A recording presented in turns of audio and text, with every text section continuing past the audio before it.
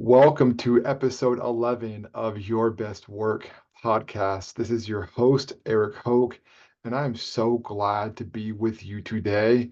As I share every week, this is part of my Substack, Eric Hoke, ERICHOKE, .substack.com, where I produce a Monday morning newsletter on all things calling, career, and identity. I also produce a podcast every Thursday around the same topic. Some of that is an AMA style, where people like you, the listener and the reader of my Substack, send me questions you'd like me to address. Look at it as sort of an async coaching opportunity, as opposed to hopping on a Zoom call or a phone call for half an hour. You can just send me a question and I'll go ahead and address it right here on the podcast. So that's what today's episode is going to be. Before I jump in, I just want to say thank you to everybody who supported the launch of my podcast last week. As I shared from the very beginning, for those of you who've been tracking with me for a while, this was 100% an experiment. I had no idea who was going to listen to this, download this, share this, all of the above. And people have come through, you have come through and have shown me that there's a lot of merit and value to producing a podcast. It's something I put off for a very long time. I thought a podcast, come on, like everyone does podcasts. That's not really a space I want to be in. But I'm really happy to report to you that this is something I want to continue to do. So, like I shared, a lot of the episodes are going to be this kind of the AMA style. Send me a question, I'll field it here on my podcast. The others will be interviews, and I've done some really good interviews. I had Macho Lara on. He's a bivocational church planter in Queens, New York. I also had Anthony Karai on. He is a creative and an entrepreneur, someone who transitioned out of vocational ministry, and that was episode 9.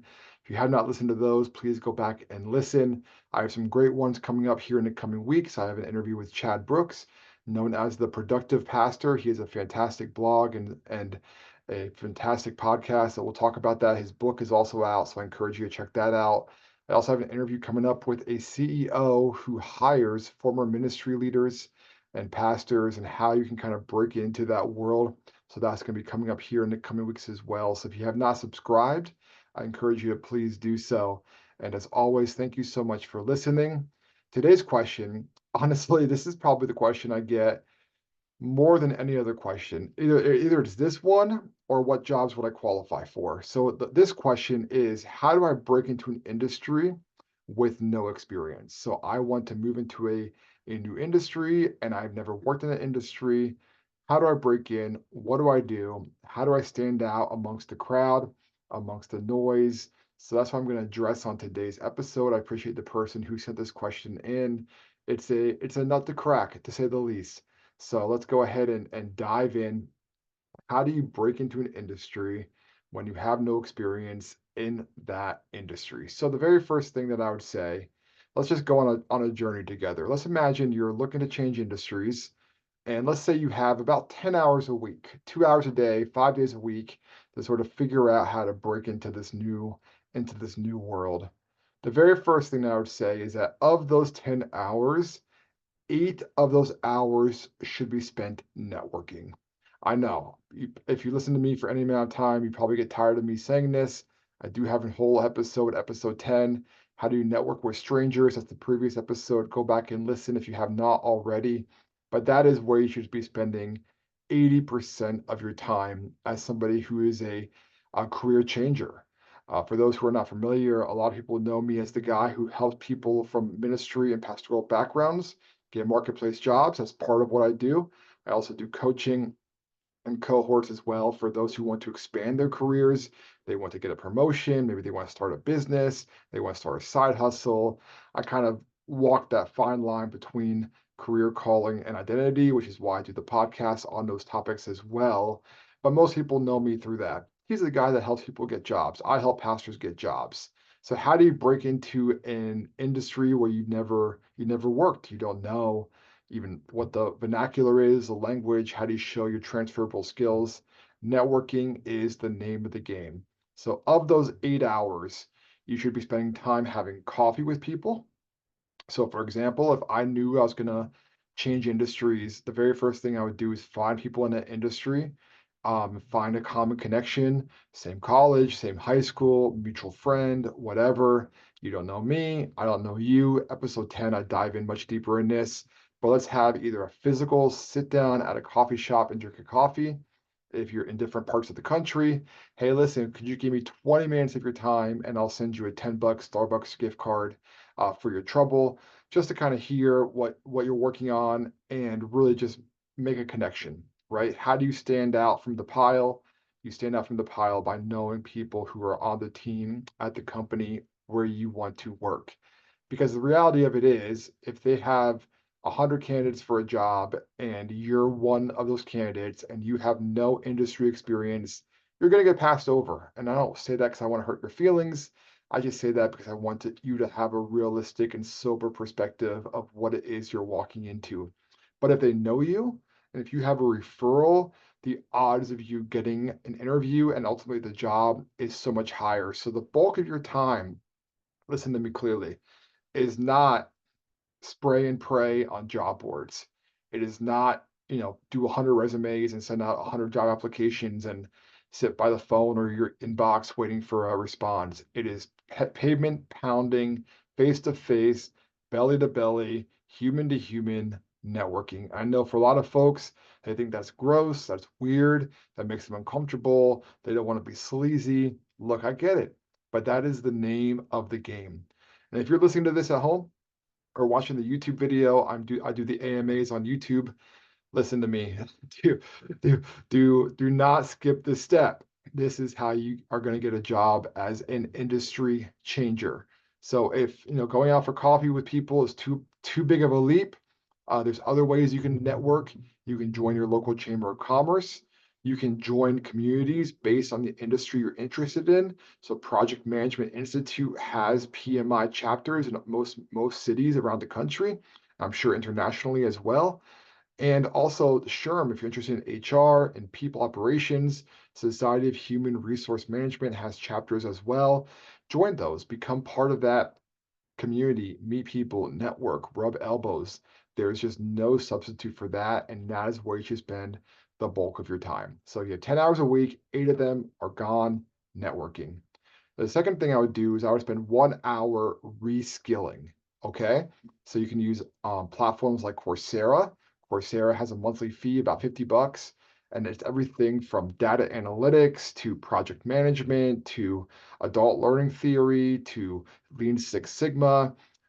Go in there and learn those tools and get equipped to have things to put on your resume that show that you're making proactive steps to sharpen these skills even before you get the job. Okay, so having some certifications behind your name will show that you're proactive, you're learning, you're always trying to improve, you're always trying to get better. That pushes you ahead of the competition for those who don't do that. Most people don't do it. It kind of blows my mind, to be honest with you. There is so much free and low cost stuff out there on the internet that you can learn today that'll help sharpen you as a professional, help you stand out from the pack. And you don't need to go back for a second bachelor's degree or a master's degree or an MBA or any of that. I mean, you can do that if you want to, but I mean, my personal opinion is if you're 40 years old and you want to change careers, getting an MBA is probably not your move. Your move is probably getting a certification or a certificate to show that you are interested in this field, in this industry, and sharpen your skills. Save the 20 or 30 grand. Don't get your wife or your husband mad at me. Don't get an MBA. Instead, pursue professional certifications and reskilling. The third is the last hour, 8 hours networking, 1 hour reskilling, and then 1 hour actually perusing job boards. LinkedIn is my drug of choice when it comes to job boards. Indeed also works, of course. Idealist.org if you're looking for a nonprofit job. But that 1 hour is perusing job boards, applying for roles, always making sure you tailor each resume for each job. But listen, there's no reason why you should be spend your entire time, your whole entire 10 hours kind of praying and spraying and praying is what I call it. Just applying to anything that looks interesting and hoping for the best. That is a losing bet and strategy overall. When I was looking for a new job about 2 years ago, I applied for 2 jobs. I went through 2 rounds of interviews and I got 2 offers and I accepted the offer which was better. Like that is how job seeking should be done. That is what makes sense, okay?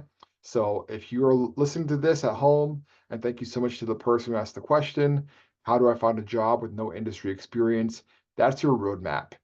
80% networking, 10% reskilling, 10% actually applying for roles.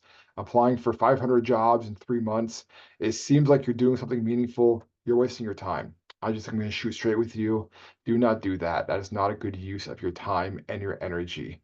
And I'll kind of end this podcast episode with a story.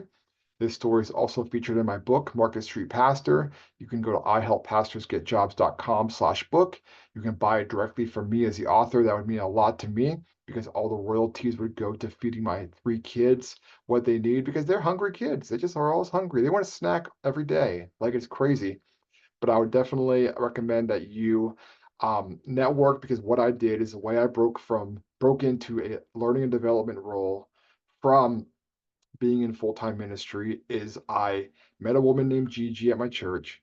She introduced me to this company called the Mind Gym that invited me to become one of their third-party facilitators. I was an independent 1099 contractor doing that work, giving leadership workshops for these massive companies who I really had no business being in. But the reason why I was able to get into that world is because Gigi wrote an email to her boss, CC'd me, said, "This is a guy you got to meet." I went through their training and I worked there for 4 years and absolutely loved it. And that broke me into the learning and development world. I was in the contract gig economy first, cut my teeth there. It was low risk for them because I wasn't a W-2 employee, no health insurance, no benefits, just kind of figure out this guy has the chops to do the job. My interview with Keith Roseborough, which is a previous episode, he talks about this as well. He's an executive recruiter.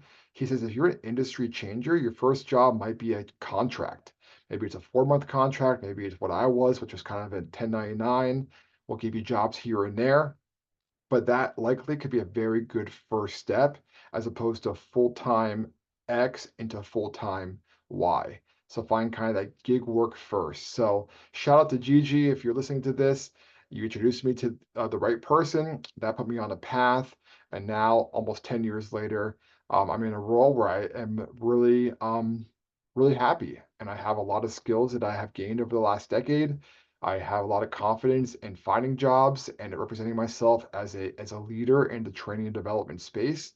But it started off because a person that I knew through my church sent an email to someone else who said, "We'll bring you in on a part-time kind of 1099 basis," and that propelled me into a career in training and development a decade later. And that started off not by having a fancy resume, not even really by reskilling, but by knowing the right person, networking, putting myself out there. So thank you so much for the question. I wish you the best as you make this switch into a new industry, whatever that is going to look like for you who wrote this, and whatever that's going to look like for you at home listening. As always, erichoke.substack.com. I'd encourage you to go there, hit the subscribe button. And hey, if you enjoyed this episode, please like it on Spotify or Apple, share it with a friend. Really appreciate the question. And thank you so much for tuning in to Your Best Work podcast. It's always a pleasure to be with you. Episode 11. I look forward to some future interviews coming up. As I share, we got some good ones on the docket. So thank you so much for listening. Take care.